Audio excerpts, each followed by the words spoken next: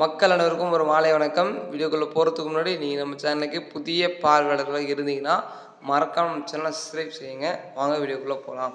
அதாவது சற்று முன் கிடைத்த தகவல் தான். அது என்னென்னு பார்த்தீங்கன்னா, ஓபிஎஸ் மற்றும் இபிஎஸ் ஒன்று சேர்ந்தனர். மீண்டும் அதிமுக கட்சியை யாராலும் வெல்ல முடியாது என்று தான் ஒரு தகவல் வெளியாகிருக்கு. இது பார்த்தீங்கன்னா முழுக்க முழுக்க உண்மை தான். எப்படின்னு சொல்கிறேன்னு கேட்டிங்கன்னா, நேற்று முன்தினம் பார்த்தீங்கன்னா நமது இபிஎஸ் ப்ரெஸ் மீட்டிங்கில் என்ன சொல்லியிருக்காருன்னா, ஆட்சி உதயகிறது, இப்பொழுது புதிய ஆட்சி மலரட்டும் என்று நமது அதிமுக கட்சியை ரொம்ப கௌரவப்படுத்துறதுக்காக அவர் சொல்லியிருக்காரு. அதாவது மீண்டும் அவர் அதில் சேருகிறார் அப்படின்ற தகவலை சொல்லாமல் சொல்லி காட்டுறாரு.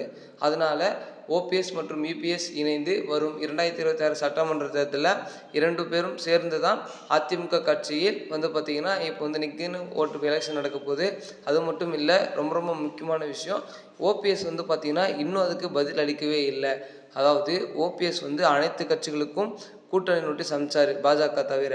ஆனால் நமது இபிஎஸ்க்கு அவர் இன்னும் அனுப்பவே இல்லை, மீண்டும் கட்சியில் சேருங்கள் என்று எந்த ஒரு தகவலும் சொல்லவும் இல்லை. ஆனால் இபிஎஸ் தயாராக தான் இருக்கார், மீண்டும் ஓபிஎஸ்ஸுடன் இணைந்து அதிமுக கட்சியை பலப்படுத்துறதுக்கு. ஆனால் அதுக்கு ஓபிஎஸ் ஒத்துழைச்சா மட்டுமே அது பார்த்திங்கன்னா சாத்தியமாகும். அதுக்கு மக்களாகிய நீங்கள் தான் கருத்து சொல்லணும். 2 பேர் இருந்து அரசியல் பண்ணுறது நல்லதா, இல்லை வெவ்வேறும் தனித்தனியாக பண்ணுவது நல்லதான்னு சொல்லிட்டு. ஏன்னு பார்த்தீங்கன்னா, போன இதெல்லாம் எலெக்ஷன் அப்போலாம் பார்த்தீங்கன்னா வெறும் ஓபிஎஸ் மட்டுமே நின்று தான் நடந்து கொண்டிருந்தார். அதனால் அவ்வளோ வாக்குகள் பெற வித்தியாசம் என்பதால் நமது திமுகவை கட்சி அமைத்து இப்போது ஆட்சி பெற்று கொண்டிருக்கிறது. அதனால் இப்போ மீண்டும் ஓபிஎஸ் மற்றும் இபிஎஸ் இணைந்து கட்சி ஆரம்பித்து அதிமுக கட்சியில் இணைந்து இந்த தடவை எலெக்ஷன் நின்னாங்கன்னா கண்டிப்பாக இவங்க ஜெயிக்கிறதுக்கு வாய்ப்பு இருக்கா இல்லையான்னு சொல்லிட்டு மக்கள் நீங்கள் கீழே கமெண்ட் செக்ஷனில் கமெண்ட் பண்ணுங்கள். வரும் சட்டமன்ற 2026 தேர்தலில் யார் வெல்ல போவது என்பதை மறக்காமல் கீழே கமெண்ட் பண்ணுங்கள்.